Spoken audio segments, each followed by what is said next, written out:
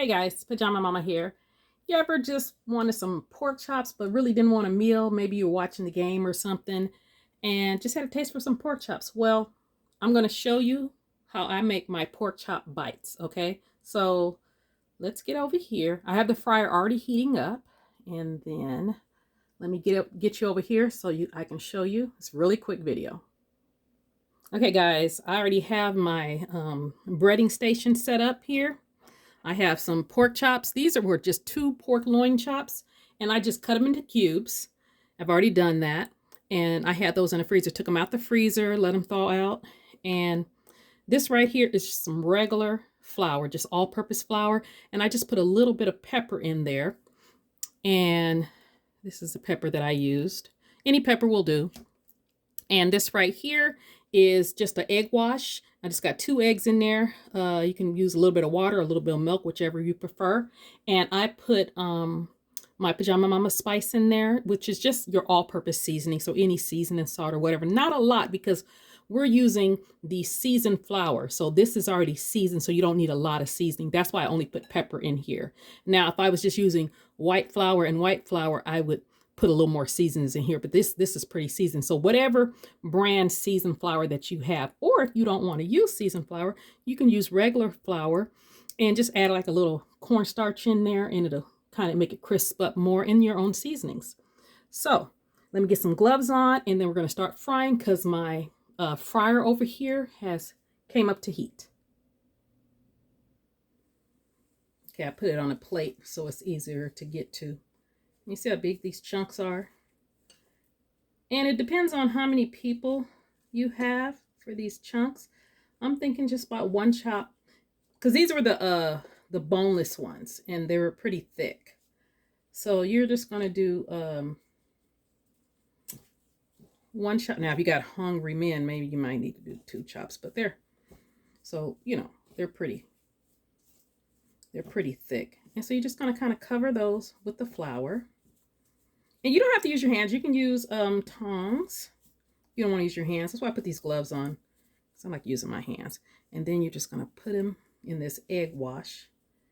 And that egg wash is going to make the other flour stick to them good. Now, I have done these with the second being, this right here being breadcrumbs. You can do either or.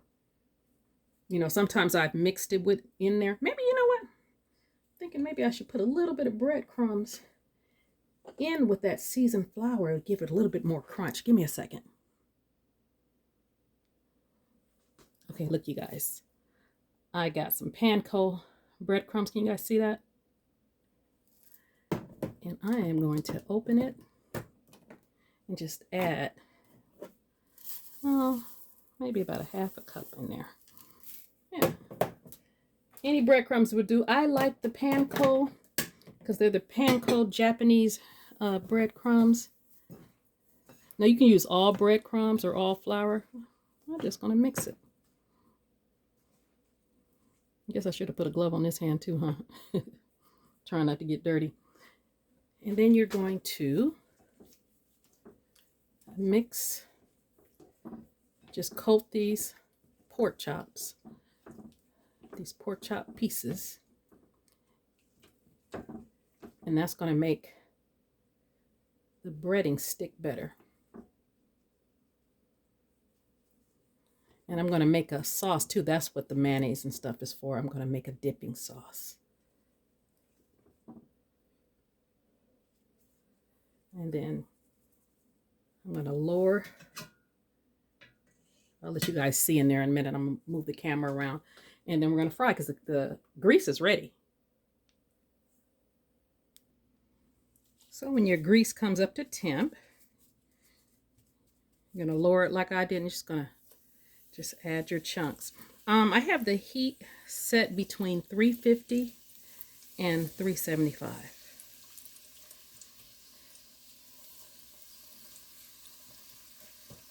There you go. I'm going to just fry all these. And while these are frying, didn't mean to do that, I'm going to show you guys how to make the sauce.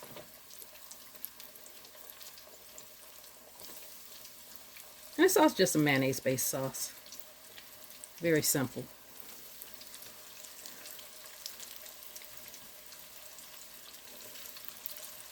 Okay, I'll be back and show you how to make the sauce.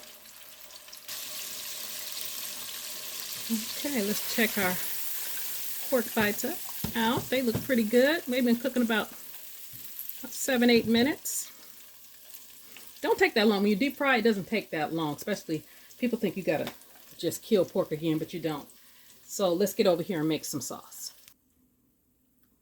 So for this, if you have a lot that you're cooking, you're going to actually, this is only probably, I'm gonna say it's a little over half a cup. Maybe a little bit, yeah, a little bit more than half a cup, but use a whole cup if you're making a lot. And then I just have some of that pepper seasoning, this adobe seasoning, and some sriracha. Probably about 2 to 3 tablespoons. Depends on how much spice you got or you want. And that's the sauce.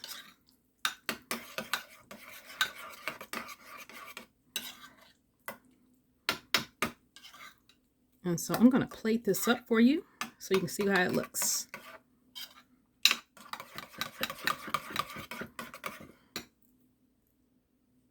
Okay, guys, that's what it looks like plated up. And this right here is a orange sauce. You can use like a sweet and sour sauce or any sauce, but that's the one I just made for you guys. Let me bring you closer.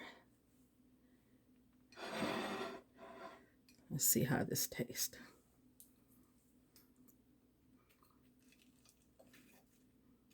Well, when on camera, y'all know I'll be using my hands. So let me try the Mayo Sriracha first.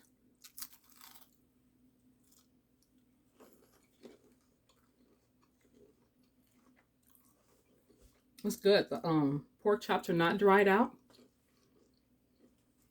They are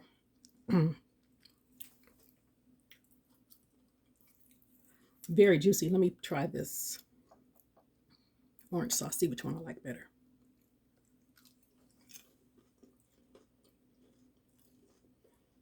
They're crunchy and crisp.